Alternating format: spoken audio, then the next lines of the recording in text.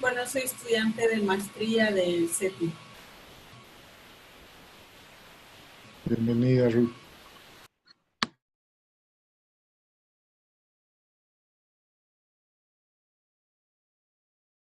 Hola, ¿Aló? aló. Hola, mi nombre es Marco Cavalieri, soy de Chile.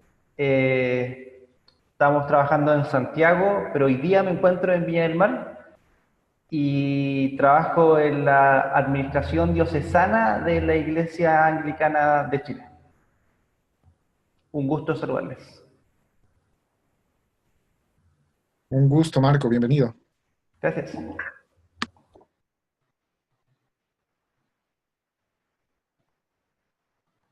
Buenas. ¿Se escucha por ahí? Sí. Mi nombre es Alberto Vázquez. Estoy hablando de aquí Sí, iba a hablar. de Montevideo, Uruguay. Trabajo en el programa Claves y bueno, soy psicólogo. De hecho, estamos en el consultorio. Acá recién terminamos, hace un ratito. Y bueno, y acá está el otro usuario, Dani. ¿Qué tal? Soy Daniel Hernández. Bueno, expectante de lo que podamos compartir. Y bueno, también acá, obviamente acá en Montevideo, Uruguay, vinculado a Juventud para Cristo desde Uruguay, desde que tengo casi memoria. Y bueno, actualmente integrante de la comisión directiva y bueno, y otros menesteres.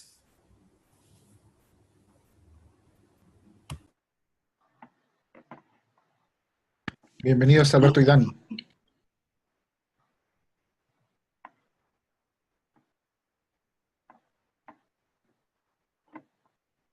Hola, yo soy Gustavo Sobarzo, estoy conectado desde Chile, desde Santiago, y bueno, sirvo en el Grupo Bíblico Universitario de Chile.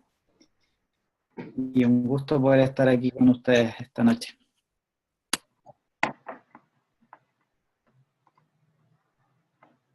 Bienvenido, Gustavo.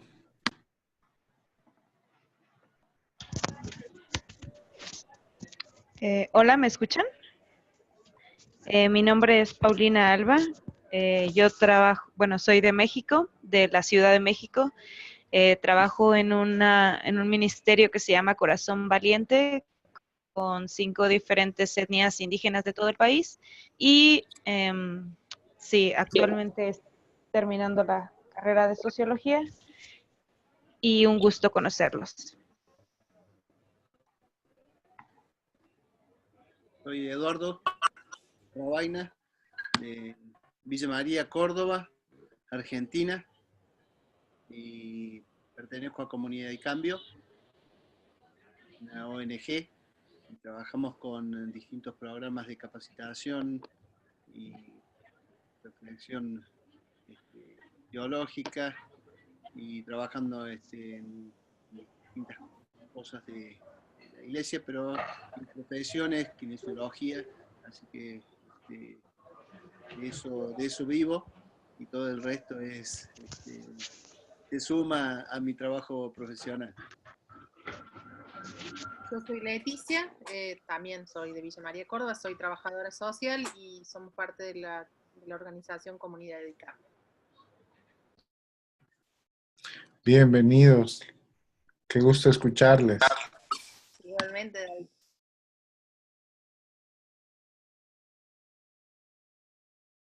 Hola, ¿me escuchan? Mi nombre es Miroslava Rifarachi, soy de Cochabamba, Bolivia, y quiero disfrutar Mafalda con todos ustedes.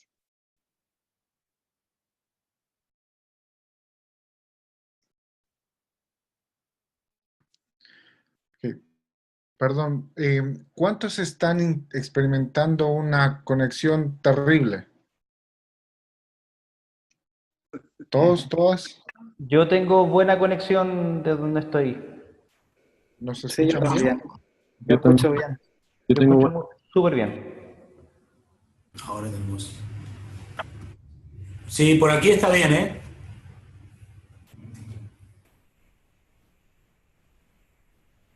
Ok, me alegra. Entonces voy a moverme yo porque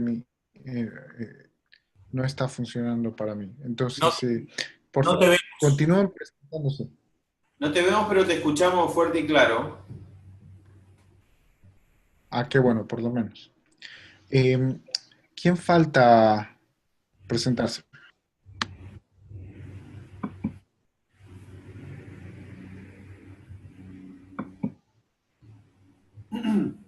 Hola, ¿me escuchan?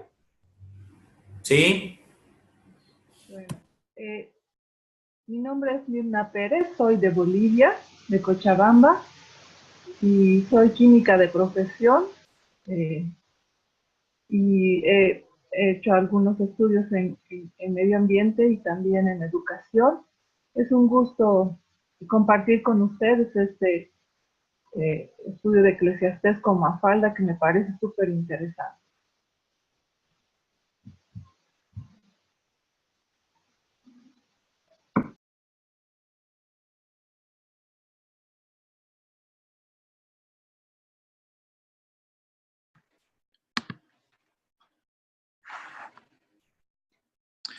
Bien, más, bien, ¿falta alguien?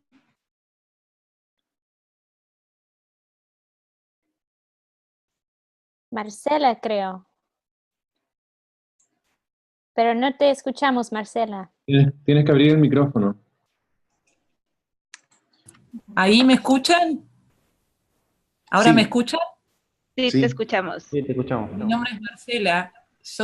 Ahora vivo hace varios años en Neuquén, en Argentina, y soy curiosa, me gusta Mafalda, creo en Dios y quiero estudiar teología. Por eso estoy acá. Estudié comunicación social, soy licenciada en comunicación. Hola a todos.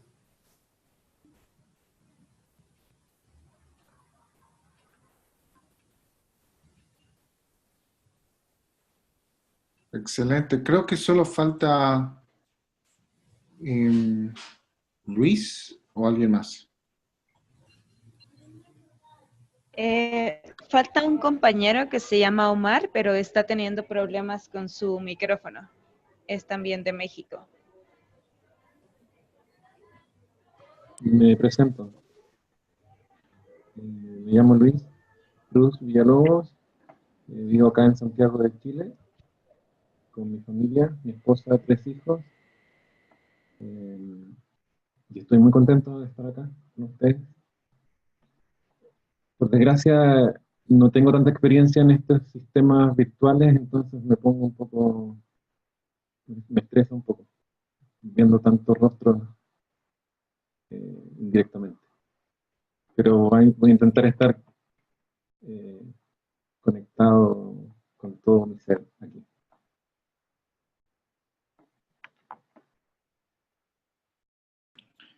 Gracias, Luis. Y sí, repito la bienvenida, Omar. Es una lástima que no te podamos escuchar, pero bienvenido al grupo. Bien, entonces ya son las 9:15 aquí en esta parte del continente. Entonces voy a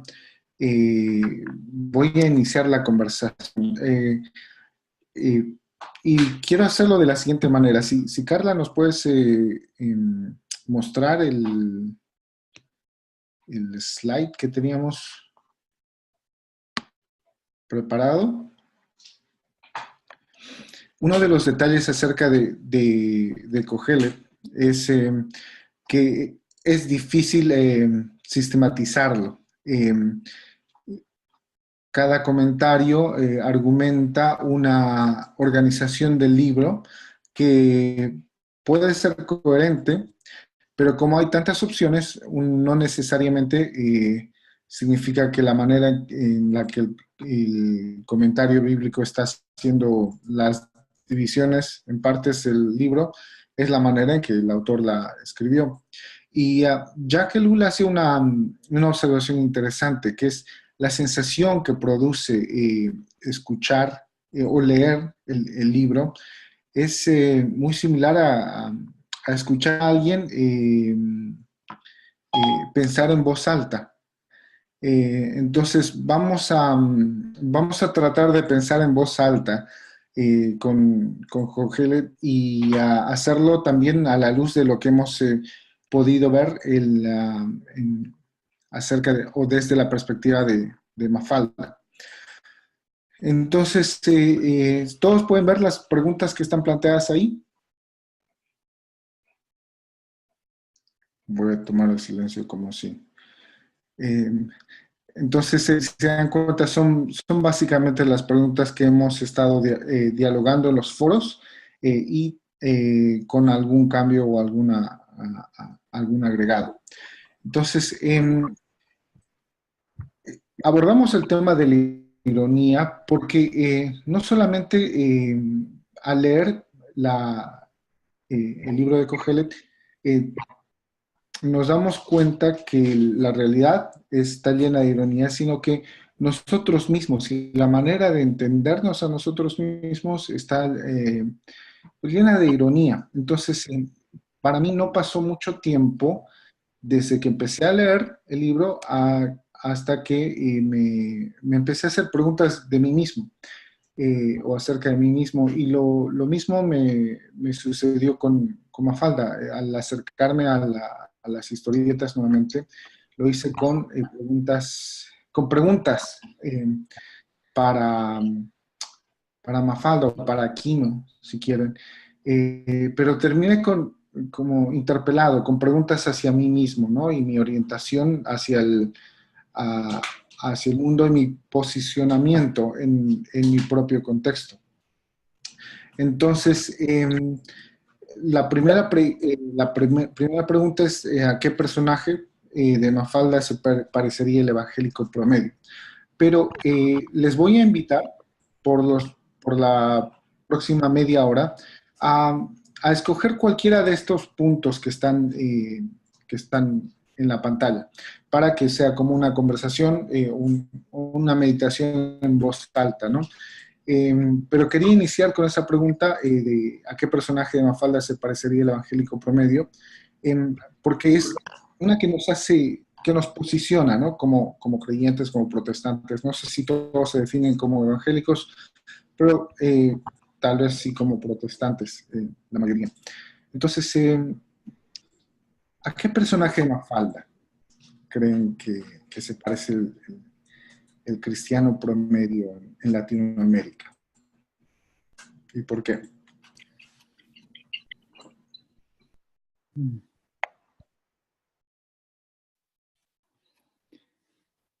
A mí me da la impresión, así a buenas y a primeras, que se parece a Susanita. Me encuentro parecido al personaje de Susanita, obviamente con sus matices, pero Susanita era como bien con ideas fijas, tenía el propósito, ¿cierto?, de ser mamá y nadie la sacaba de ahí. De pronto veo algunas similitudes ahí con el evangélico promedio. Comparto con Gustavo el personaje elegido de Susanita en el evangélico promedio y por el hecho de estar viviendo una realidad paralela y no necesariamente una realidad más cercana a los latires y a los sentires y a los pensares y a las urgencias del resto del mundo. Del mundo que lo rodea, ¿no?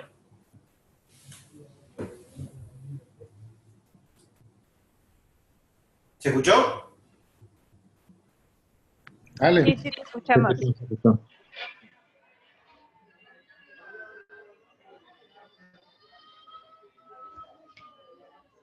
Ahí está llorando.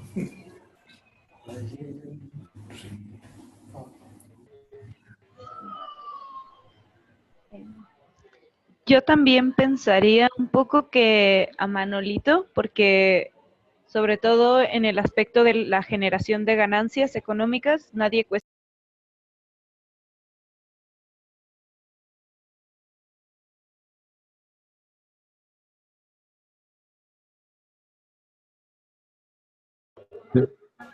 Se perdió el audio. Ahí está. Se perdió el audio justo en lo más interesante.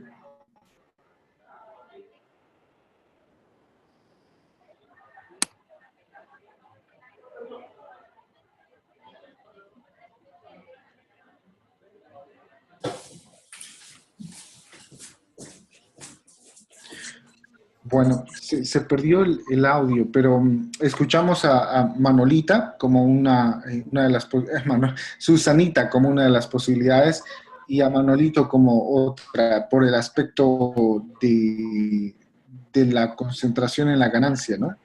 Y Susanita por el énfasis en la familia, el enfoque en la familia, si quieren, pero además con un determinado patrón de lo que es la familia clase media típica, ¿no? ¿Alguien más?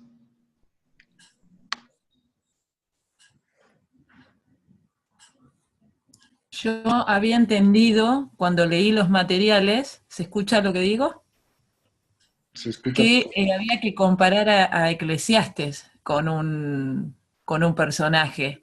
No lo pensé en un evangélico, lo pensé comparado con Eclesiastes. ¿Y a qué conclusión llegaste? Me parecía que se parece a Mafalda, Eclesiastes.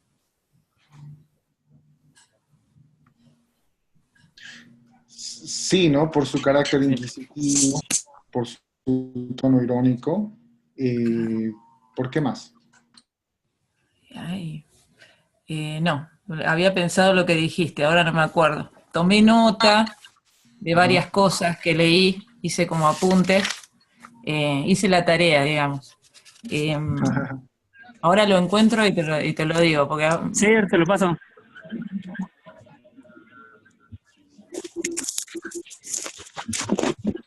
Como la oveja negra también, ¿no? Como dicen de Eclesiastes también. Mafalda es un poco la oveja negra, la que no corresponde a los patrones tradicionales, piensa un poquito más allá.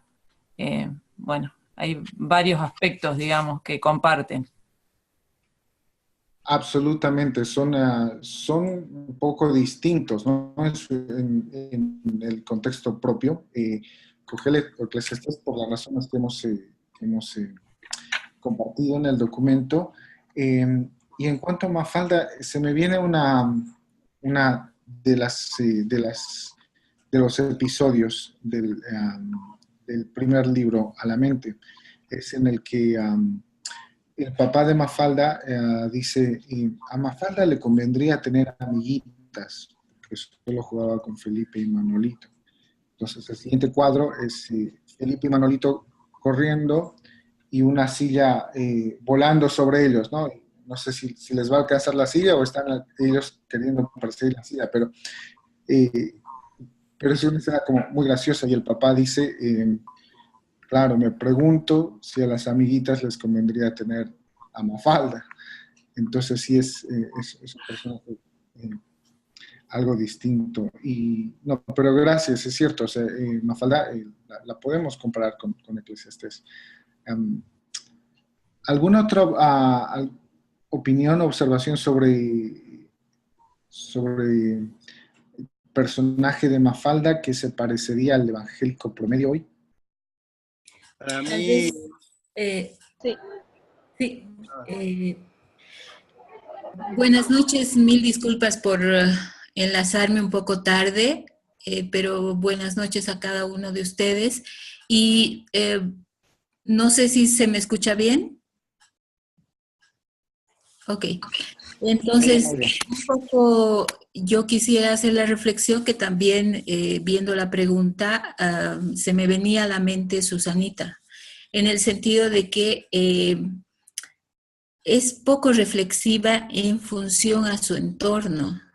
Parecería que vive un poco sobre las nubes, ¿no? Todo color de rosa, la familia y tener hijitos y todos esos sus anhelos y muy poco se la ve o casi nada en ninguna de las tiras, por ejemplo, el interesarse por lo que sucede a su alrededor. Y creo que de alguna manera el evangélico promedio está circunscrito a esta especie de nube rosada, digamos, donde se ha creado un poco de alejamiento de la realidad. Estamos hablando del evangélico promedio. Es verdad que existen evangélicos que se están interesando y han marcado la diferencia. Pero si hacemos números, la cantidad de evangélicos frente a la problemática del mundo, creo que el poco impacto que tiene la Iglesia en los problemas actuales, precisamente es por esta visión un poco acrítica, digamos, que existe en relación a la relación de la Iglesia misma con el desarrollo de la realidad de la sociedad. Sí. Sí, yo también quería agregar algo. Yo creo que a Mafalda se le ve en cuanto a hacer una, porque ahorita decía, ¿no? Que se le ve haciendo una crítica, algo que a Susanita no se le ve, y yo creo que más bien solo es voltear a ver a la realidad. Por ejemplo, a Eclesiastés se le ve un libro súper desalentador o como con una visión futurista tan deprimente, pero realmente, y de igual manera Mafalda, ¿no? Como que todos sus amigos ven la realidad y sus propias ideas como tan normales que la crítica o el voltear a ver la realidad es lo anormal. Entonces yo creo que en ese sentido también cobra un poco de similitud con Eclesiastés. Eclesiastés está Mafalda porque rompe esa cotidianidad que ya ni siquiera, o sea, se le ve como, o sea, tan crítica. A veces solo habla de lo que pasa en las noticias, ¿no? Pero, y eso ya es así como sorprendente porque nadie voltea, ¿no? No es porque dé así como un gran razonamiento, pero es porque ve la realidad y ya, pues creo que rompe esa normal, sí, como indiferencia normalizada, ¿no? Que hay de voltear a ver más allá de ti. Entonces sí. Para mí, me parece que también coincido con alguien que dijo Manolito, porque creo que es un personaje cerrado a solamente lo que piensa, y cuando reacciona ante Mafalda siempre reacciona de una forma hasta media violenta, ¿no? Creo que la Iglesia muchas veces sucede lo mismo, ¿no? Esto de cerrada y de a no cuestionarse ciertas cosas, y hasta a veces termina reaccionando violentamente ante ciertas circunstancias.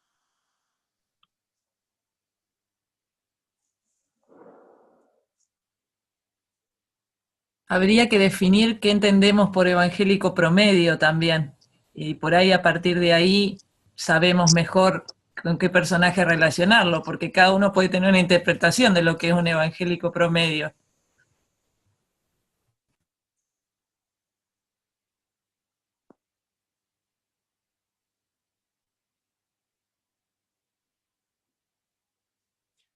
Yo, hola, hola, ¿me escuchan?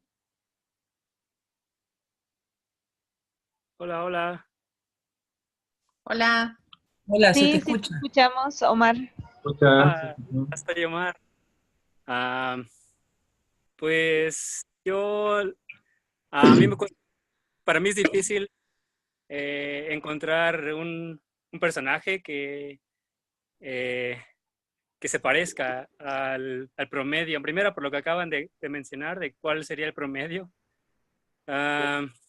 Y en segunda, porque se me haría muy simplista encontrar a uno de ellos nada más. Entonces, me parece que todos los personajes en Mafalda representan de una manera muy cercana al mundo cristiano, al mundo evangélico, desde el que tiene el ánimo de cuestionar y de anhelar que las cosas sean diferentes, como Mafalda, por ejemplo, que también al mismo tiempo conoce sus limitaciones, como culturales quizá, o generacionales, pero también podemos encontrar a los que pues buscan solamente ciertos intereses, como Manolito. Entonces, a mi parecer, creo que todos los personajes del mundo de Kino son muy cercanos a a lo que a lo que podría ser el mundo evangélico.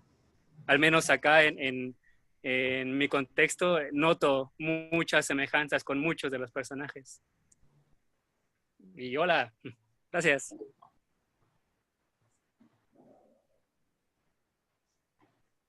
Gracias, gracias Omar. Lo que dijiste me hace pensar en la lógica que fui encontrando al plantear el contenido de esta primera unidad. Y tiene que ver con que parte de lo que Kino logra hacer en estas historietas es cuestionar qué significa ser clase media en la década de los 70 en Argentina, ¿no? Y pone estos personajes que caracterizan cosas muy fuertes, ¿no? Este enfoque en la familia de Susanita, el afán por seguir progresando económicamente de Manolito, y las posiciones conflictuadas o progresistas de algunos, como Mafalda y Libertad. Pero entonces, al formar esta identidad y al criticar esta identidad, perdón, de la clase media en esa época, se me hizo muy pertinente para este tiempo en el que estamos, porque por los datos que les compartí en el vínculo sobre el crecimiento de la clase media en Latinoamérica. Por supuesto, hay mucho terreno, hay mucha injusticia, hay mucho por hacer, pero sea lo que sea que sea la opinión de alguien acerca de los gobiernos en los últimos 10 años, las cifras indiscutibles son que el crecimiento de la clase media del 2002 al 2012 en la América Latina ha sido históricamente incomparable a lo que ha sucedido en ningún otro periodo de la historia del continente. Entonces, eso ha cambiado mucho la demografía en el continente, y los evangélicos nos hemos encontrado dentro de ese movimiento, ¿sí? Curiosamente, muchos se han opuesto a los gobiernos de izquierda, pero han crecido económicamente junto con la clase media, ¿sí? Entonces, el hecho de que, Omar, tú veas parecido con varios de los personajes entre los cristianos, creo que refleja un poco esa realidad a la que me refiero. ¿Qué les parece eso que les digo? ¿Tiene sentido? ¿Están de acuerdo o no?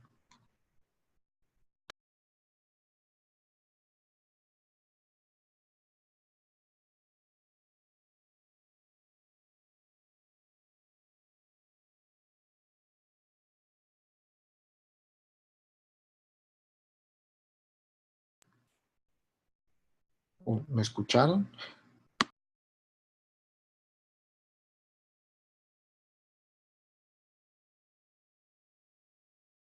Ok, sí le encuentro sentido a que podríamos pensar que encontramos de alguna manera todas las características de los personajes en la iglesia evangélica, porque indudablemente la iglesia evangélica está formada por personas y estos personajes han sido sacados de lo que es la realidad social de ese entonces y que de alguna manera se reproducen, ¿no es cierto?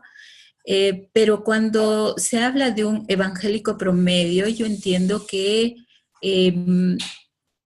podemos pensar en sacar un promedio, ¿no es cierto? Es decir, no estamos generalizando, pero sí podemos encontrar algún tipo de característica de la iglesia. Ahora, ¿cómo identificamos? Alguien preguntaba, ¿cómo identificamos el evangélico promedio? O sea, ¿qué hacemos para saber cuál es ¿no es cierto? Yo creo que esto puede de alguna manera variar de acuerdo al contexto cultural, pero creo que el cómo se mueve la iglesia podría darnos algún tipo de orientación respecto a, ¿no?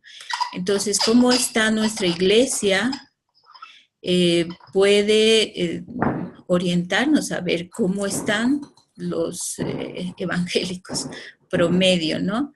Creo que en base a ese análisis, por lo menos yo he querido partir de ahí para ver con qué personaje encontraría más similitud. Evidentemente, las características en cada una de las iglesias vamos a encontrar Mafaldas, vamos a encontrar Manolitos, vamos a encontrar Felipes, vamos a encontrar Susanitas, etcétera.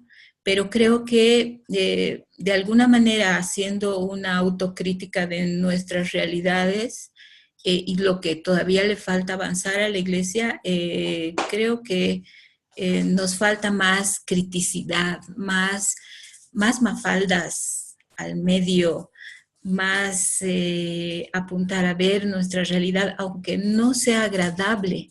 A veces la iglesia creo que rechaza ver la realidad precisamente porque no es agradable. Uno prende la televisión y se encuentra con cosas desagradables, ¿no?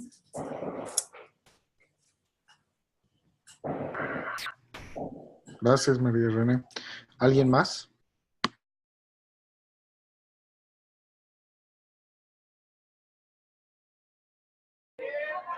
Sí, yo quería comentar. Yo también estoy de acuerdo con Omar al respecto de no encontrar uno solo de los personajes.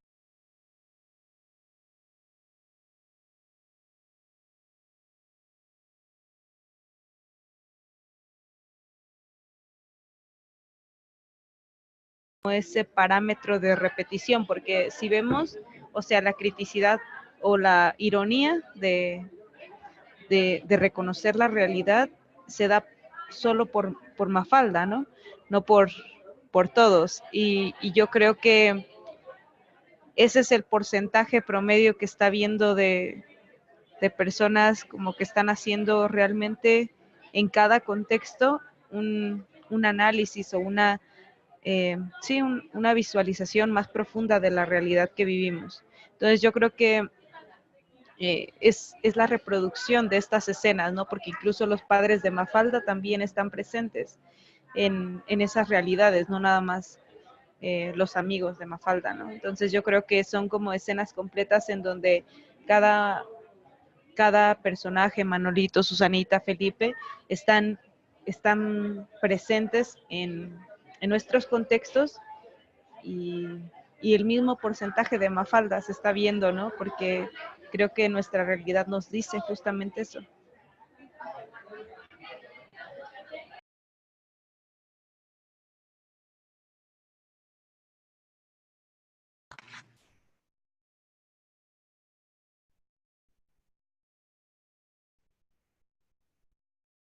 ¿Alguien más?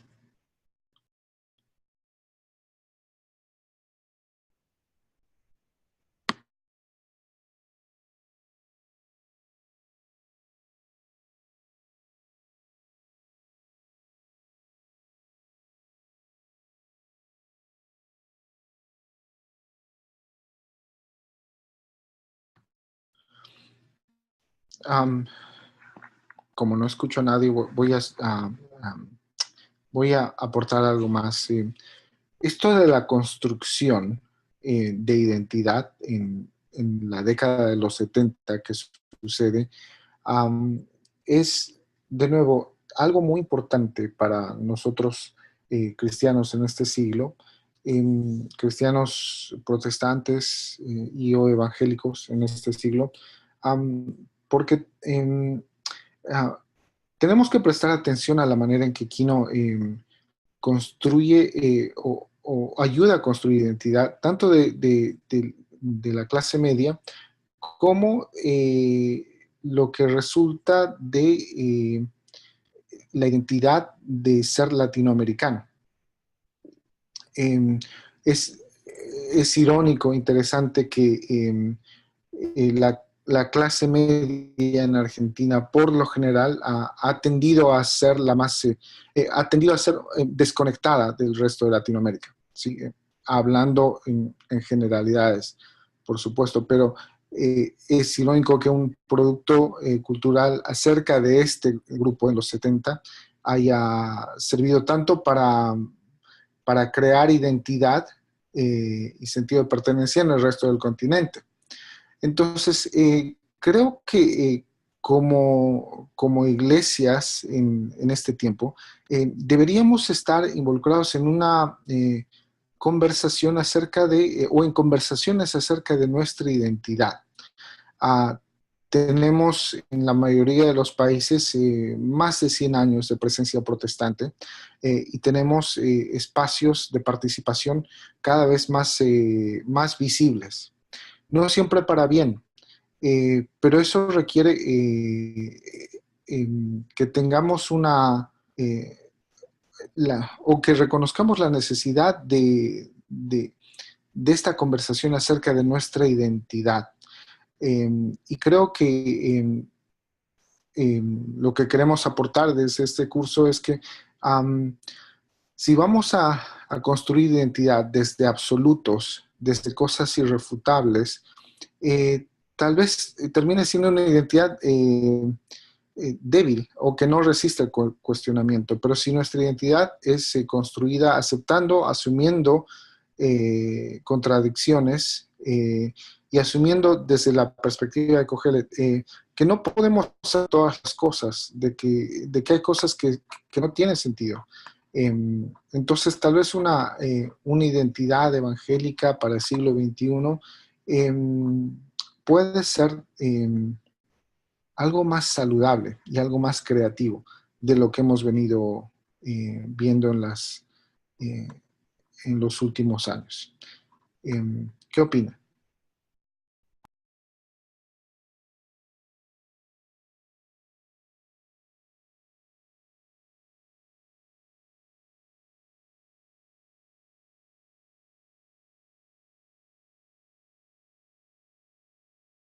A mí lo que me resuena de esto cuando hablas, o cuando se habla de identidad, es un poco en uno de los materiales, habla del conocimiento de Dios. Entonces dice, ¿podemos pretender realmente conocer totalmente a Dios, tener un conocimiento de Dios, cuando ni siquiera conocemos a veces bien a nuestra esposa, a nuestro marido, a nuestros hijos, a nuestros amigos? Pretendemos conocer o tener un conocimiento acabado de Dios.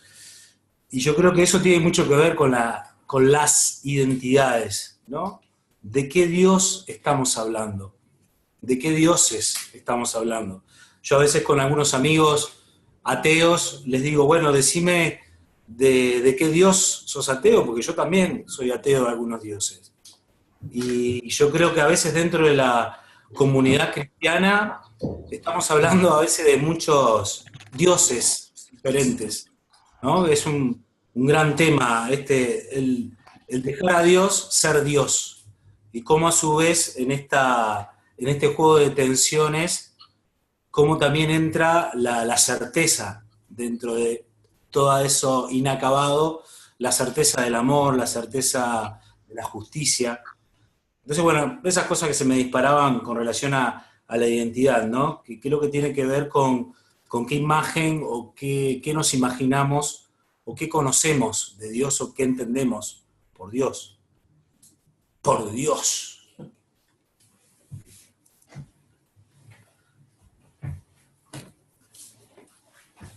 Siempre pensé, para sumar a lo que acabas de decir, que como nosotros los evangélicos no tenemos una figura como tienen los católicos, que es el Papa, es una autoridad máxima, y no hay un lineamiento vertical hacia todos, me parece que eso también influye en cómo nos definimos como evangélicos. Hay tantas ramas de evangélicos posibles, digamos. No sé si esto es así, esto es algo que se me ocurre a mí, que pienso cuando veo cómo se manejan las iglesias, y bueno, no sé si está bien lo que pienso, pero me da esa sensación.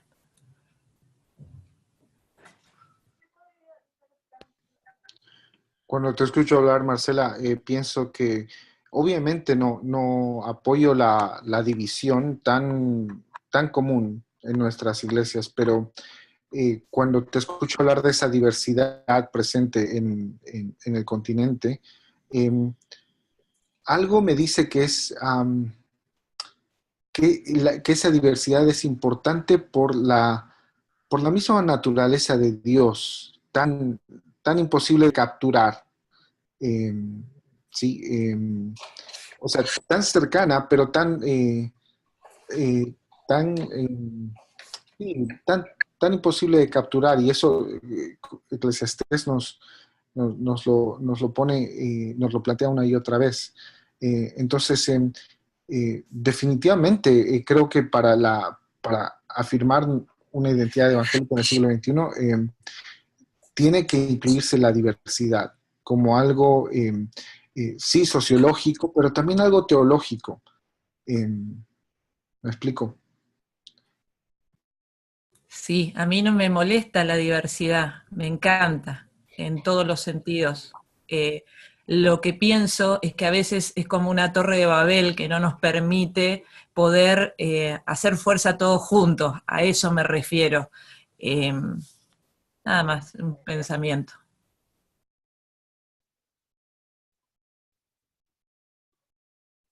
Tal vez porque no hemos encontrado los puntos comunes que pueden hacernos crecer y pechar juntos, ¿no? Porque creo que aún en la diversidad uno puede encontrar esos puntos comunes que pueden hacer que uno tenga algo para decir a la sociedad y poder influenciar y hacer un impacto en la sociedad.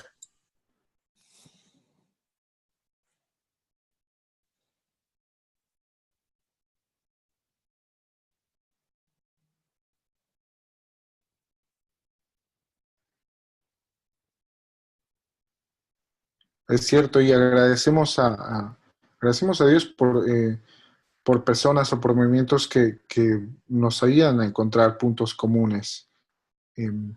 Ustedes, vos y Leti, son parte de eso.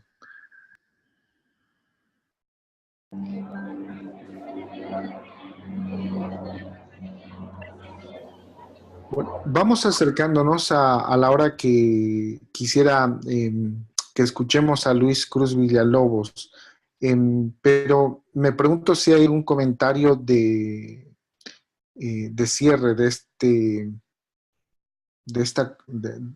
esta reflexión en voz alta. Y si no, pues le escuchamos a Luis. Creo que, como estoy de acuerdo en lo que decía, ¿no? Creo que la diversidad de opiniones, de vivencias, es una realidad, ¿no? Es una realidad que viene desde la creación de Dios, ¿no? Al final, Dios nos ha creado diferentes, con diferentes formas de pensar, diferentes culturas, qué sé yo, diferentes luchas, vivencias, cuestionantes, interrogantes, tanto personales como de las mismas sociedades. Creo que eso es enriquecedor, ¿no? Creo que los diferentes personajes, aún de más falda, pues enriquecen la misma vida, ¿no? Creo que en la iglesia pasa lo mismo, ¿no? Creo que hay diferentes características de los diferentes personajes. Creo que eso enriquece a la iglesia. Y también puedo pensar que la misma iglesia católica, por ejemplo, puede enriquecer también y cuestionarnos a nosotros como evangélicos, ¿no? Creo que esto o sea, no tenemos y no vamos a tener la verdad absoluta como seres humanos, ¿no? Solo Dios puede tener eso. Entonces yo creo que nos toca también ser un poco tolerantes con las otras, con la diversidad. O sea, la diversidad implica tener paciencia, tener tolerancia con el otro y aprender y enriquecerse también, ¿no? Y incluso llegar a no tener acuerdos, creo yo.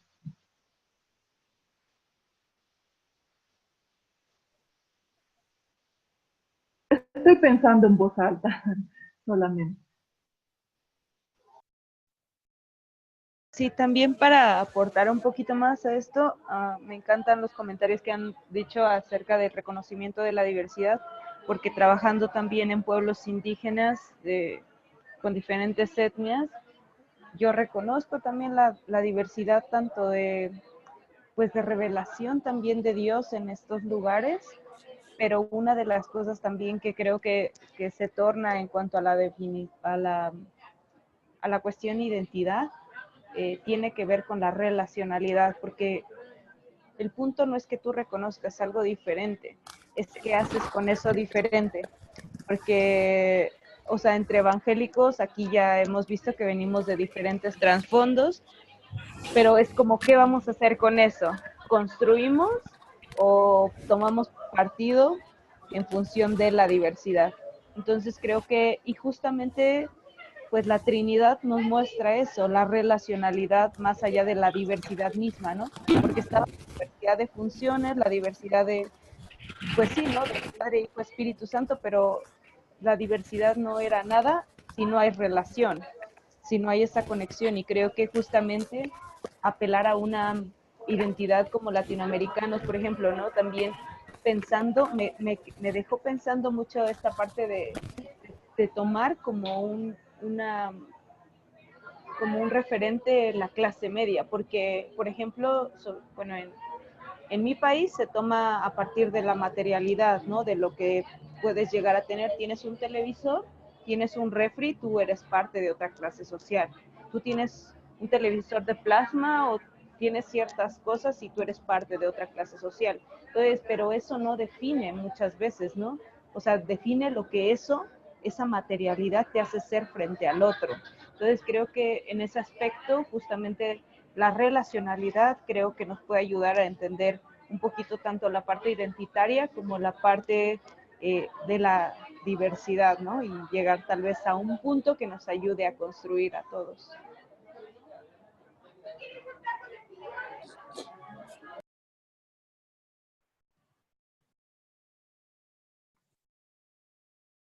Gracias, muy buen comentario. Bueno, la conversación puede seguir porque no se han agotado las perspectivas.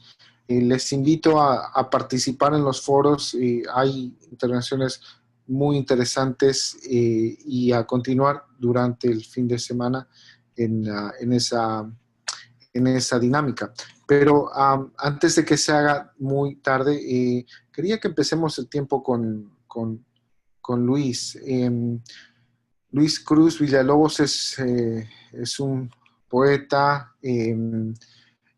pastor, pero bueno, la última vez que lo presenté como pastor, expresó conflictos sobre lo que significa esa identidad o ese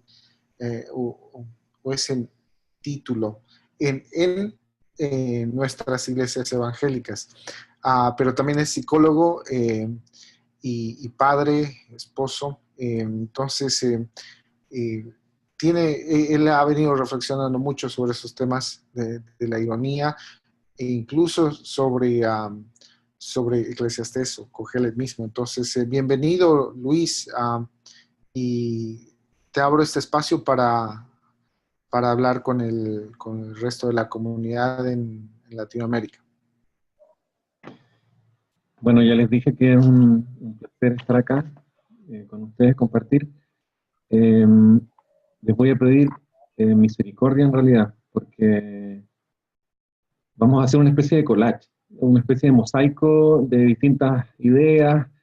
Voy a tratar de hacer preguntas para que vayamos conversando. en torno a este tema de la ironía. Quiero comenzar con una anécdota.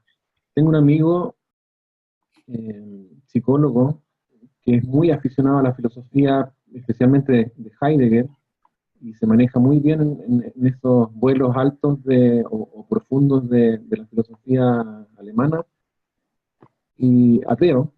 Por bastante tiempo nos comunicábamos, almorzábamos juntos, y hace un par de semanas, bueno, siempre yo comentándoles desde mis inquietudes, la experiencia de Dios,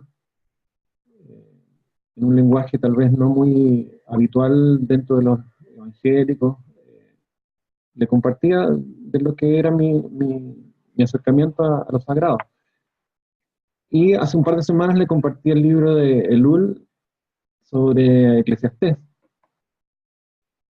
Y hace 2 días me escribió y me dice: Luis, me quiero bautizar.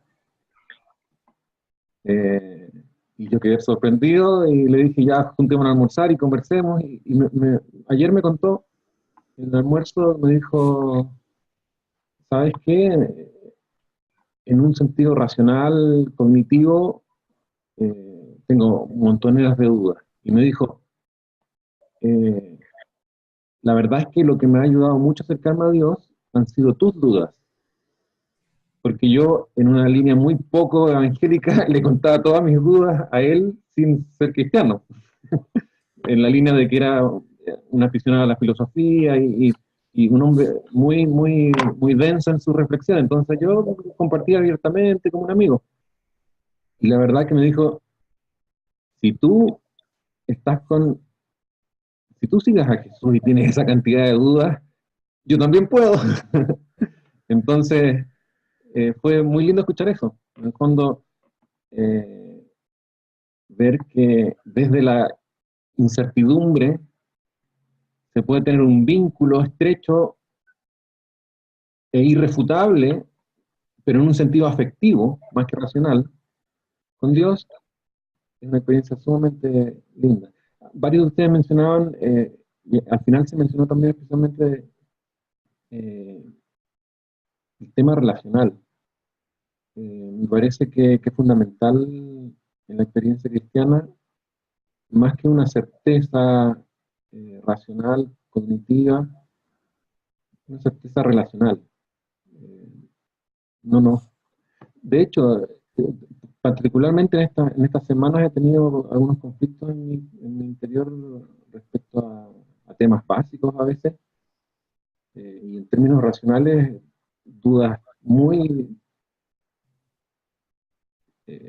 básicas, pero finalmente igual llego a una imposibilidad de dudar en términos de mi experiencia afectiva con Dios. O sea, no puedo negar que está conmigo, que su nombre de presencia, de estar, y su promesa de compañía es innegable.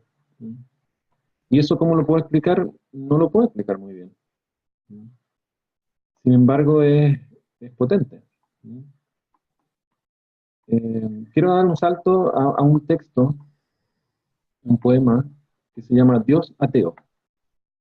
Está dedicado en memoria a Arthur Schopenhauer. Un día, nublado y frío, Dios se hizo ateo. No creyó más. Se negó a confiar en la vida de ultratumba, en la esperanza eterna, en el amor universal y en sí mismo. Dios sin Dios caminaba cabizbajo por las calles de la urbe. Parecía un mortal cualquiera y comenzó a amargarse. Su corazón se tornó hiel y dejó de hablar. Dejó de sonreír a los niños. Allí quedó, un día cualquiera, ya después de varios años, sentado en un parque, mirando sus zapatos y rumiando soledades, con su abrigo negro y sus manos en los bolsillos, en silencio. De pronto llegó el guardaparques, pensando que era un mendigo. ¿Y usted? ¿Qué hace aquí?, le dijo inquisidoramente. Dios levantó levemente la vista y lo miró desde lo hondo. Es exactamente lo que me he estado preguntando ya por varios meses. Respondió Dios, sin Dios, casi muerto de pena.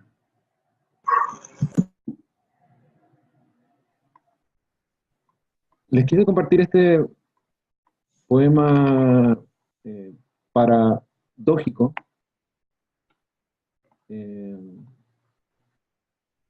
porque me parece que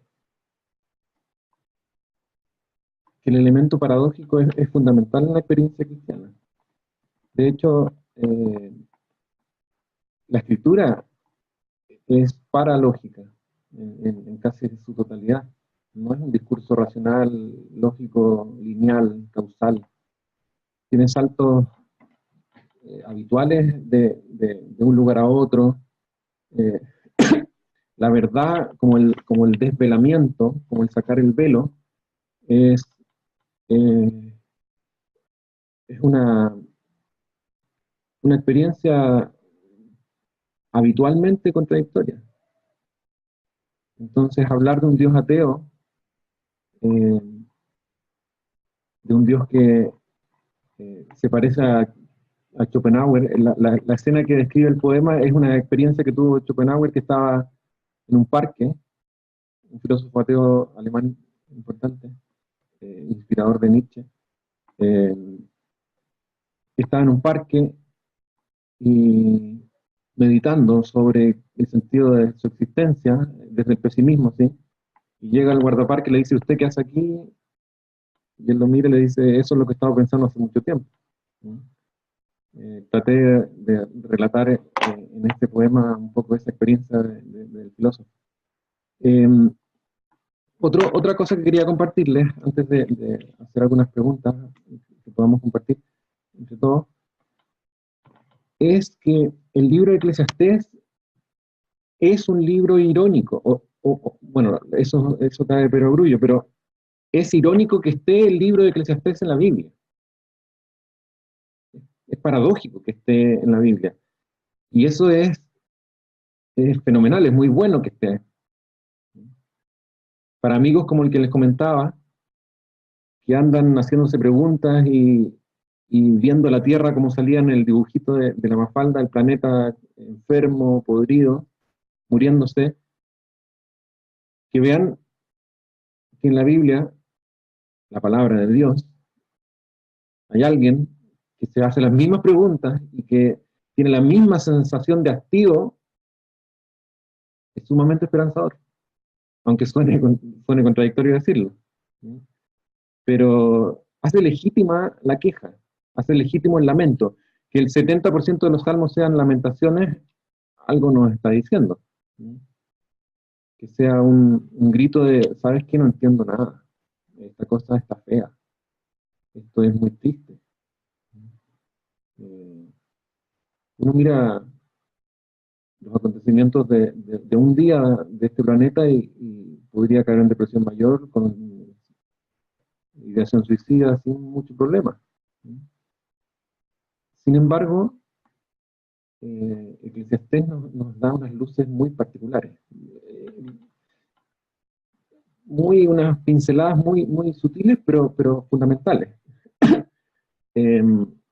No sé si lo han leído, pero el Fahrenheit 451 de Ray Bradbury, un libro de ciencia ficción muy lindo, que si lo pueden leer, lástima que les voy a contar el final, pero igual es bueno leerlo. El protagonista se llama Montag, y es un quemador de libros, porque en ese tiempo no se podía leer. Es un libro futurista, como del 2017. ¿No? Y él forma parte de los bomberos de un mundo donde está prohibido leer y solo se puede ver grandes pantallas, como plasmas, que ocupan muros, donde el Estado transmite una ideología específica. Bueno, Y este personaje, bueno, termina saliéndose de este grupo y empieza a descubrir la riqueza y la belleza de los libros y de los contenidos, y empieza a termina formando parte de comunidades como rebeldes, que eran comunidades que eran libros. Habían aprendido técnicas de memorización de los contenidos, y entonces cada persona era 1 o 2 libros completos. Montag, el protagonista, adivinen qué libro era. Kohelet. Y Apocalipsis. Él termina, y termina el libro citando Apocalipsis. La imagen, este poema del río, del árbol de la vida, de las hojas, del fruto, que es la sanidad de las naciones. Es un libro muy lindo. Bradbury es un poeta que escribe ciencia ficción. Lo pueden comprobar en Las Crónicas Marcianas, que es un libro de poesía escrito hacia el lado. Bueno, la ironía como figura literaria, podríamos decir que es un recurso muy frecuente en la escritura. Curiosamente, en su sentido como etimológico y más de la condición de lo que implica la dinámica que genera como figura literaria, está asociada al disimulo, a la hipocresía. Hablar irónicamente es ser un hipócrita, es ocultar información, es decir menos de lo que uno sabe, es hacerse el tonto, hacerse el payaso, pero siendo muy astuto por detrás. Lo observamos en varias partes de la Biblia, en Eclesiastés de una forma permanente, pero también, por ejemplo, en Pablo, en el capítulo 13 de 2 Corintios. Bueno, en general en la carta de las lágrimas, habitualmente conocida así, en los últimos capítulos de 2 Corintios. Pero la ironía se puede plantear en varios sentidos, por lo menos en 3. En el sentido de frases irónicas, o en el sentido verbal, también en el sentido de como estilo argumentativo, discursivo, ligado a la retórica, por ejemplo, el Stultia Laudem, el elogio a la locura, que se traduce de Erasmo de Rotterdam, que él personifica, el que escribe ese texto se supone que es la locura o la necedad en la que está hablando. Dice, por ejemplo, que su madre, la madre de la necedad, es la riqueza. Y ahí empieza, en el fondo empieza a hacer una crítica social en su contexto muy aguda, disfrazándose de payaso. En este caso es como, yo hablo, soy la estupidez. Más o menos así es el discurso. Y empieza a tirar palos. Eso ya es un estilo más discursivo, más como de retórica. Pero también está la ironía en términos prácticos. O sea, va la ambulancia a rescatar al herido y lo atropella. Aquí en Chile una vez vimos una noticia, estaba el hombre botado en el suelo y la ambulancia retrocede y le aplasta la pierna. Es una ironía circunstancial, o sea, concreta. ¿Ya? O sea, tenemos distintos niveles de ironía. En el caso de Eclesiastés la vemos en acción en un sentido más discursivo. ¿Ya? Quisiera hacerles una pregunta. El texto de Eclesiastés, emocionalmente, afectivamente, ¿qué les genera? Está abierto el micrófono. ¿Qué les genera? ¿Qué les pasa emocionalmente con el texto de Eclesiastés o de Kohelet?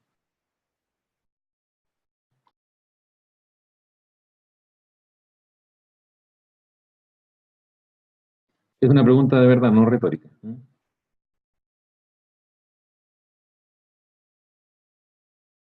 Veo todos los micrófonos. Ahí está, ya, vamos. Alguien que no haya participado, ¿verdad? primero.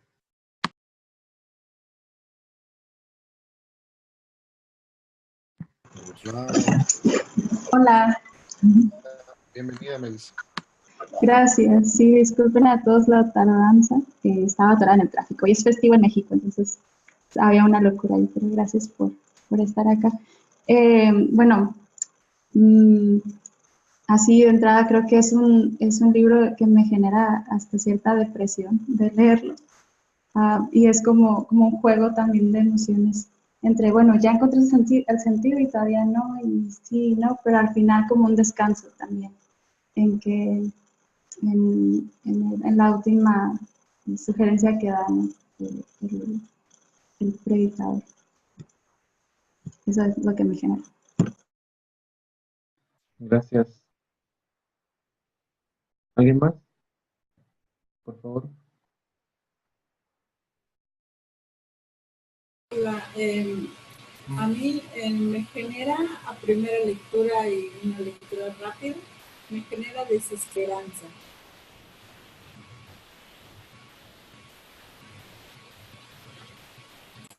Depresión, desesperanza. Vamos muy bien.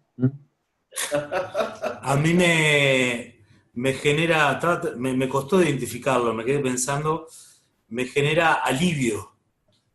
Diciendo, hay alguien que piensa lo mismo que a veces pienso yo, que siente lo que siento yo, que se desanima, que se desespera, que dice, no entiendo. Entonces me genera alivio y me acerca, me da como una empatía de decir que bueno, es como ver el lado humano, demasiado humano. Vamos a seguir conversando de esto, pero quiero interrumpir en base a... Daniel es tu nombre, ¿cierto? Alberto. Daniel, Ya. Están con los payasos. Ya. Que están los computadores ahí, son dos. Ya. Alberto, los dioses griegos tenían una característica muy interesante. Eran apáticos. El concepto, en general, la mayoría de las visiones, casi todas las religiones tienen el concepto de los dioses que no sufren, dioses apáticos. Les quiero compartir un poema en esta línea, y que está muy relacionado con este impacto curioso de decir, qué bien. Siento que alguien empatiza conmigo en la escritura, y que no son santos perfectos que están volando por las nubes y que no pecan, y que no dudan, y que no patalean, sino que casi no aguantan esta vida y este sufrimiento de tantos. El dios gorrión. Si Dios existiera, nada cambiaría, decía Sartre desde su visca perspectiva. Pero está claro que el dios platónico, o el aristotélico, o el no dios del príncipe Gautama, o el logos estoico, o el de Spinoza, en fin, nada podrían cambiar. Como el dios deísta, relojero loco, parlanchín lejano, impotente por definición, apático por excelencia suprema. Ese dios, nada. Cero a la izquierda. Definitivamente, Sartre estaba en lo cierto. Cero aporte. Un dios frío y calculador, impertérrito, nada.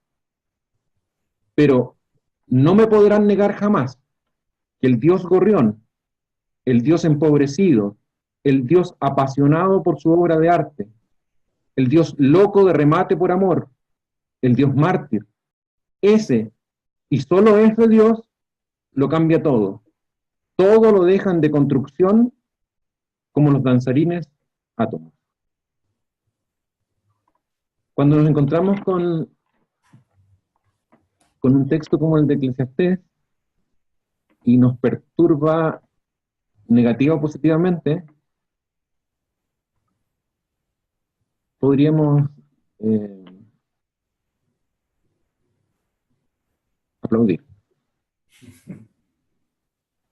Porque es un encuentro humano con la Biblia. Ahora, vamos a hacer otra pregunta enseguida, pero quisiera comentarles algo.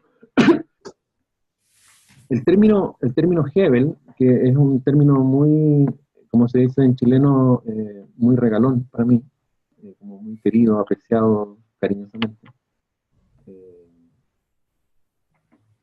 es un término muy potente, porque lo que uno observa en el libro de Eclesiastés o de Kohelet es esta sensación que genera depresión o desesperanza o tristeza o vacío, que es la percepción como global de que todo es nada, de que todo está sujeto a la muerte, sujeto a la precariedad, a la fragilidad, a la insustancialidad, incluido nosotros. Constatar eso es doloroso, es perturbante. Algunos filósofos le llaman la angustia, pero es necesario. Es curioso que Hebel también se use en el Antiguo Testamento para los dioses.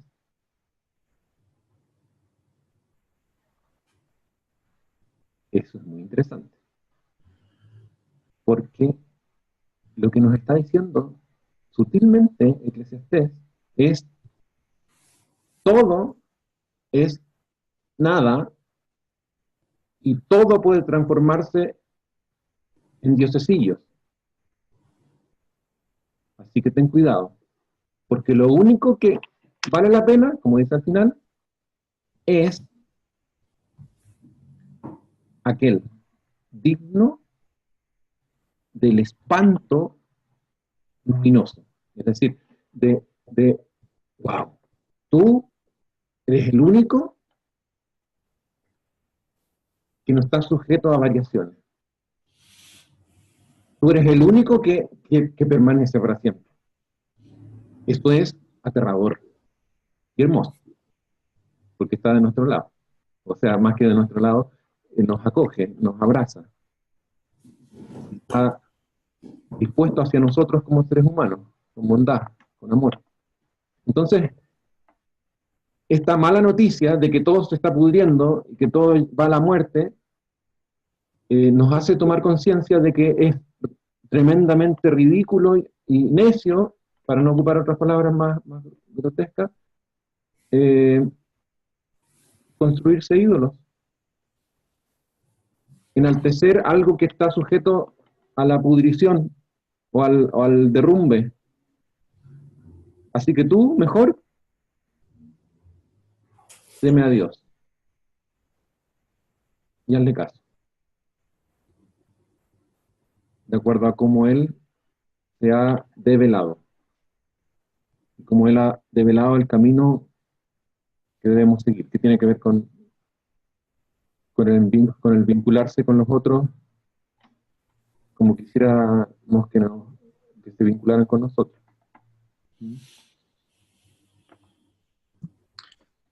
Luis, sabes, tomando este tema de la idolatría y la importancia de una palabra como Hebel para orientarnos en la vida, una manera en que yo he sido bastante interpelado en la coordinación de este curso, ha sido que ese diosesidio que estoy tan inclinado a adorar en lugar del único, es fácil detectarlo cuando es algo malo, ¿sí? La lujuria, cosas así.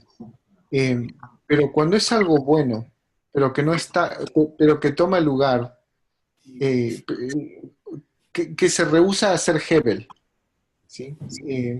O cuando soy yo mismo,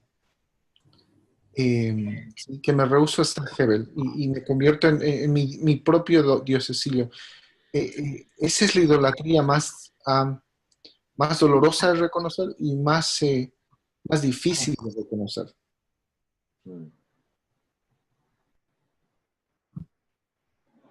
Sí.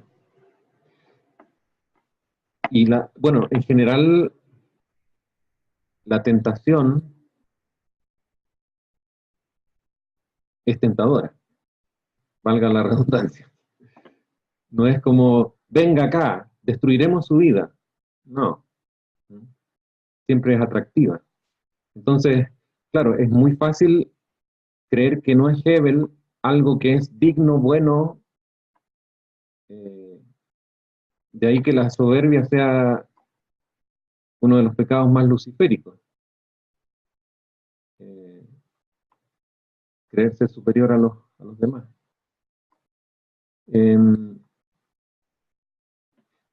Antes de hacer la otra pregunta, les voy a leer un texto que está dentro de los que... No está dentro de los que estaban puestos en la página del libro Teoría de la Infelicidad.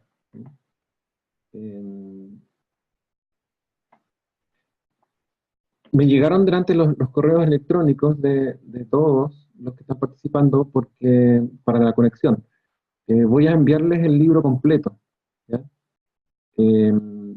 Para uso personal, sino como para que lo suban a alguna plataforma, porque lo voy a publicar en estos meses, en papel. Entonces, para que lo usen ustedes y lo compartan así más internamente.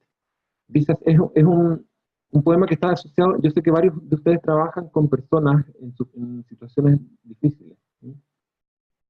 Y aquí está un poco abordado ese tema de una forma un poco autobiográfica y con elementos de ironía. Bueno, en general la ironía usada en este libro está en la línea discursiva, porque en general todo el libro es un discurso irónico en el sentido de que estoy haciendo una teoría de cómo ser infeliz. Se entiende que me decían la otra vez, ¿por qué no hace uno sobre cómo ser feliz? Y yo le decía, pero que léelo al revés, es fácil. Y esa es la idea. Poema 8, de la segunda parte. Haré otra confesión de oficio. Soy ya por más de 16 años psicólogo clínico de profesión. Es una hermosa y sacrosanta labor que duele. Uno es testigo de cómo la vida definitivamente se transforma en derrumbe. Uno llega a conocer las 1001 teorías del desastre, del así no se hace, del siempre me lo advirtió mi mamá, del solo quiero morirme, del no entiendo nada de lo que me pasa. En fin, debo confesar que me canso, que a veces necesito pararme frente a un gran jazmín florecido y respirar muy, pero muy hondo hasta marearme de su aroma paraíso. Quisiera hacerles la pregunta de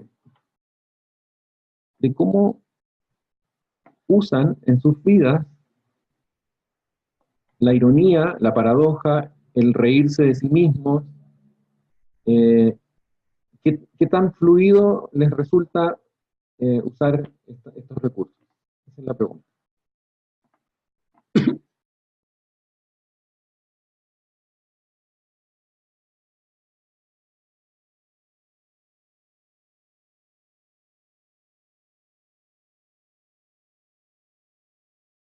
Todo el tiempo uso esos recursos. Todo el tiempo. La ironía y reírme de mí misma y todo lo que dijiste. Todo el tiempo. Yo, por el contrario, es algo que voy aprendiendo. Me ha costado mucho hacerlo. Y lucho con eso, con reírme más de mí misma.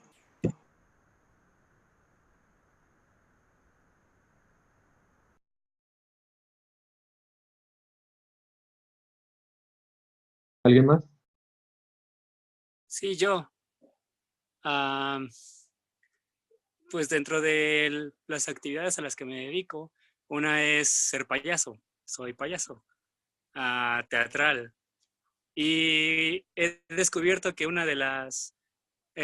no, más bien, he descubierto que las conexiones más profundas entre mí y la gente, entre el público, entre aquellos que están rodeándome, mirándome, es a partir del error, a partir del ser tonto, de intentar algo, fracasar, pero intentarlo otra vez, fracasar, pero intentarlo otra vez, sabiendo que quizá nunca lo voy a lograr, pero vuelvo a fracasar y vuelvo a fracasar.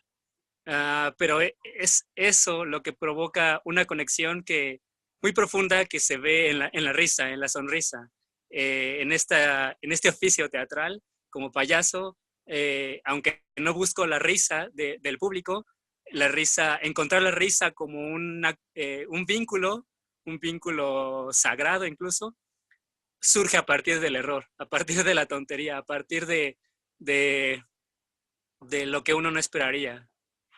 Y eso es, de verdad, es bello, es maravilloso. Eso. Gracias. Gracias, Omar. Desde el comentario de Omar, quiero ampliar la pregunta. ¿Qué utilidad, que ya en cierto modo lo planteó Omar, pero qué utilidad han visto en sus vidas o en el servicio que ustedes prestan a otros, del humor, del reírse de sí mismos, de la ironía?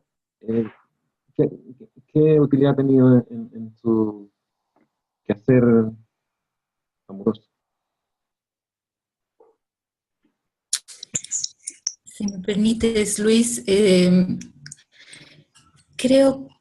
soy comunicadora y creo que en mi vida ha sido un reto el vencer esa barrera que nos pone el ego propio de querer sentir y saber que haces bien, tienes la razón, etc.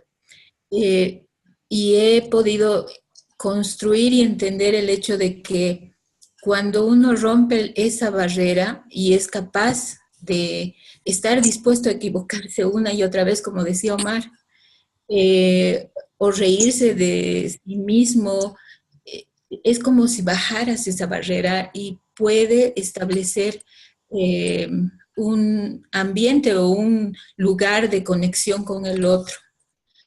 Creo que para mí en la vida eclesial eso ha sido fundamental en el hecho de dejar ese miedo, porque es como una barrera de miedo que tienes a que los otros se rían de ti, sin entender que si tú compartes esa risa, puede constituirse en un lugar de encuentro maravilloso, porque al final todos tienen el mismo miedo. El otro también tiene el mismo miedo que tú, de que tú te rías de su error. Entonces, cuando uno logra vencer eso, creo que es un aspecto muy importante que debemos ir luchando, que como decía Alexis, es una lucha, sí, es verdad, es una lucha. Pero creo que es importante y orientar a los jóvenes, tal vez hasta los adolescentes, donde es más difícil el poder llegar a entender esto y vencer ese miedo, yo creo que ayuda mucho, ¿no? Gracias.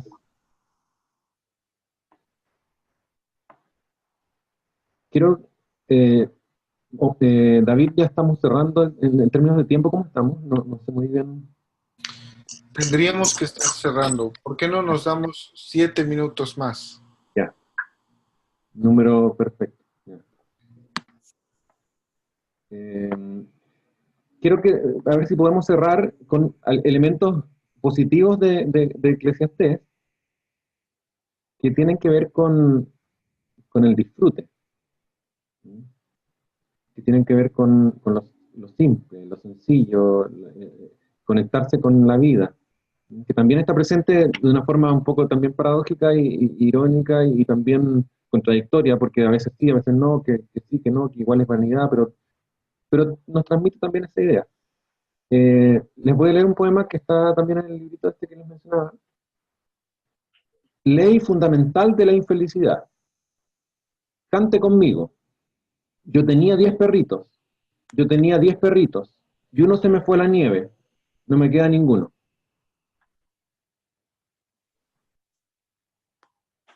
Bueno, esa es una ley fundamental de la infelicidad.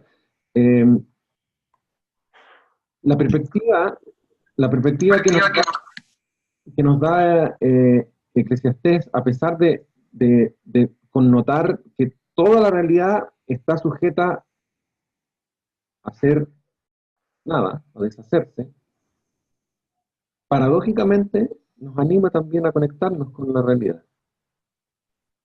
sin olvidar esa precariedad, sin olvidar esa vanidad, esa insustancialidad fundamental, que solo está en Dios. Por lo tanto, el llamado final que hace Eclesiastés de este conectarse, fíjense, su resumen no es racional. Su resumen es, a ver, concluyamos. Establece un vínculo o un modo de instalarte afectivamente ante lo sagrado. Eso nos dice. Nos dice, piensa correctamente acerca de Dios y hace el checklist de la teología sistemática correcta y entonces eres salvo. Una cosa así. No dice nada de eso. Dice, instálate en la vida, disponte ante lo sagrado con una perturbación profunda. Ante la certeza de que es lo único que no es Hebel. Y obedece sus mandamientos, que él ha develado. Termino, antes de preguntarles algo, con los axiomas de la infelicidad. Son 10. 1. Tendrás todos los dioses y las diosas ajenos y ajenas que se te antojen. 2. Te harás todas las imágenes de los dioses y o las diosas que se te ocurran o te vendan y te inclinarás ante ellas o ante ellos y los adorarás. 3. Siempre tomarás el nombre innombrable, que podríamos llamar el abismo mismo del ser, en vano. Trabajarás como bruto sin descanso alguno. Mandarás a tus padres al carajo y normalmente te deberán importar un rábano. 6, asesinarás. 7, serás infiel. 8, robarás. 9, mentirás, mentirás y mentirás que algo quedará. Y 10, te aferrarás de todo corazón a lo que no tienes y a todo lo que podrías llegar a ser tuyo, especialmente si cumples al pie de la letra algunos de los mandamientos anteriores, especialmente del 6º al 9. Bueno, a veces no entendemos que los mandamientos de Dios son un gesto de cariño maravilloso, de su bondad. Los judíos al parecer lo entienden así. Tengo una paciente judía que me decía, a nosotros Dios nos entregó la ley porque no le hicimos preguntas. Dijimos, ya, vamos a cumplirlo, después lo entendemos. Y han tratado de cumplirlo, no sé si lo han entendido, pero el punto es que a veces nosotros como cristianos nos hacemos demasiadas preguntas y nos olvidamos de que somos Hebel, nuestra mente es Hebel, nuestra corteza cerebral es eso, es una corteza superficial y somos fundamentalmente afecto, emoción, que necesitamos que nos guíen. Y Dios está dispuesto a eso. Entonces, en este juego irónico de plantear los mandamientos al revés y decir, oye, ¿quieres arruinar tu vida? Mira, haz esto. Y les garantizo, funciona. Funciona. Proverbios 10, por ejemplo, una y otra vez plantea, en síntesis, haz lo malo y jodes la vida.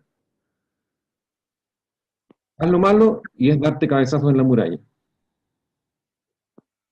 No ames a tu prójimo como a ti mismo, ni a Dios por sobre todo, y tu vida se hace pedazos. A pesar de la tristeza, de la desazón y de la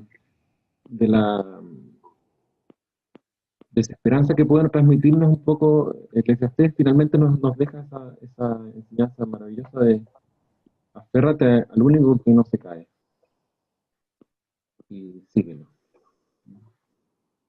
Y lo lindo es que ese una vez estuvo acá, ese hombre, y caminó por Palestina, abrazó a los niños y tomó opciones que nosotros debemos seguir. ¿Qué de bueno y de esperanzador tiene para ustedes lo que hemos hablado? Dejo abierto el micrófono.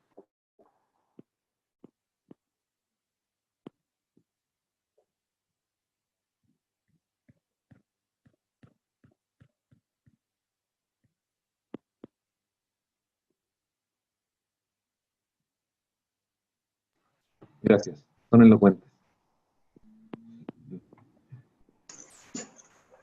Algo que me gusta mucho es eso, o que rescato es que nuestro Dios permanece y es un Dios que no muere, que no termina. Y a diferencia de todos estos dioses, recuerdo que en la universidad estaba aprendiendo sobre Viktor Frankl y su trabajo con la logoterapia, y una de las preguntas que yo le hacía al maestro es, bueno, entonces cuando este objeto o persona en la que alguien encuentra un sentido muere, como en el caso de muchas personas que Víctor mencionaba en su libro, pues ¿qué pasa, no? Y el maestro, su respuesta simple fue como, pues busca otra persona u otro objeto. Y algo que a mí me dio mucha alegría es reconocer que nuestro Dios permanece y no hay por qué buscarle más, porque no va a morir, no va a terminar. Y esa es una esperanza eterna que tenemos en él.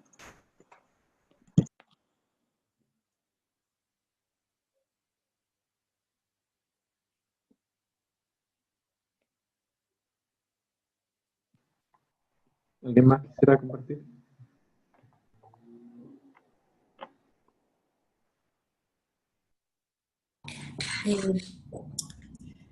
Ya para despedirme, quizás sí el hecho de, me suena esperanzador el hecho de saber que la palabra del Señor nos dice de las contradicciones. Me ha tocado leer esto en un momento donde hay muchas preguntas en mi cabeza y creo que ha sido esperanzador, la verdad. O sea, es como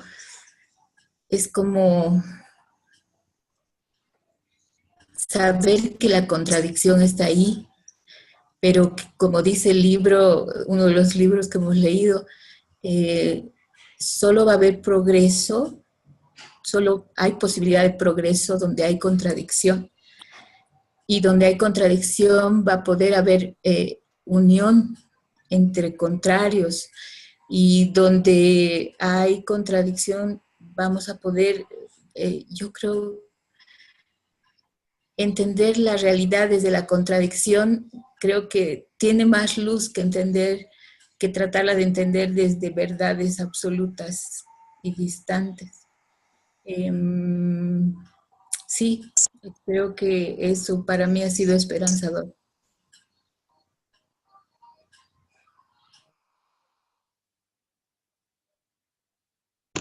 Bueno, yo quería citar a un compatriota nuestro, Eduardo Galeano, un poeta uruguayo que decía: mis certezas desayunan dudas.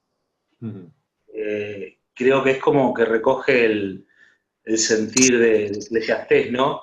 Alguien decía que yo creo que la iglesia puede crecer cuando se cuestiona lo incuestionable.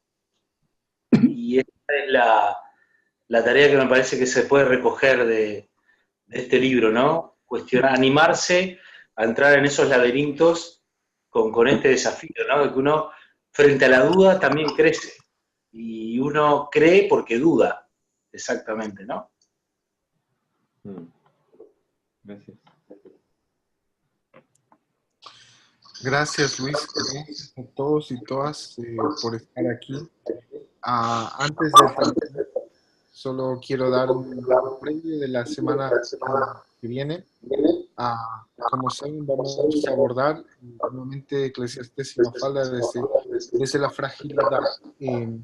Vamos a descubrir maneras fieles de vivir esa fragilidad, pero asumiéndola plenamente. Entonces, les invito a participar de los foros que están abiertos y a conectarse. Luis, muchas gracias. Para mí ha sido una bendición escucharte. Y te invito a pedir a orar por este grupo que está Mafalda y Eclesiastés. Y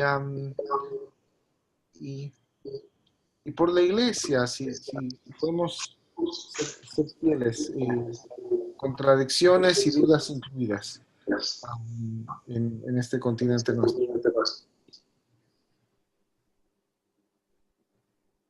¿Me lo pediste a mí?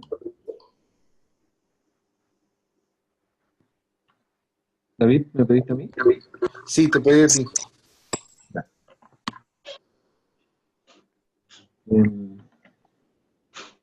Señor, te damos gracias por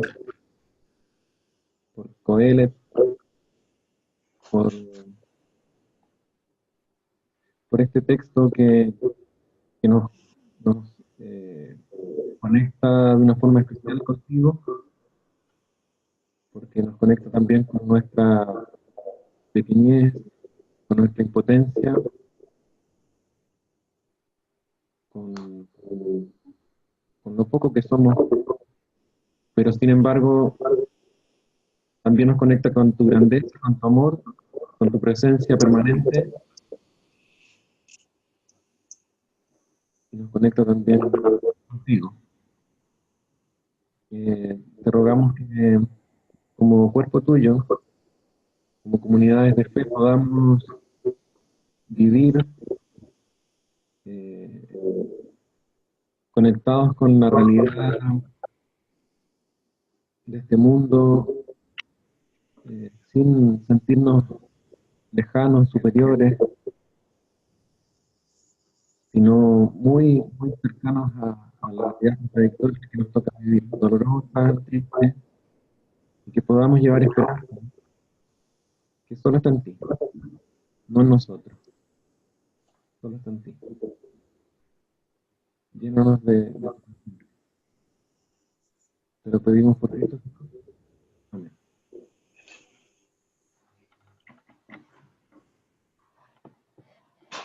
Muchas gracias por la invitación. Les voy a compartir el texto por el correo electrónico. Y les comento también que en conversaciones ahí con David, cuando son ciertas cosas de participar en el curso, inicié una especie de reescritura de Eclesiastés en versión como poética, antipoética, y también se los voy a compartir más adelante, pero eso va a tomar un tiempo porque voy recién en el segundo capítulo. Así que más adelante se los comparto. Que Dios los bendiga. Gracias, Luis. Y el capítulo 1 de su reescritura de Cogelet va a estar en las lecturas de la segunda semana. Entonces, Gracias nuevamente a todas y todos. Nos vemos la próxima semana. Ha sido lindo verles, por lo menos por este medio.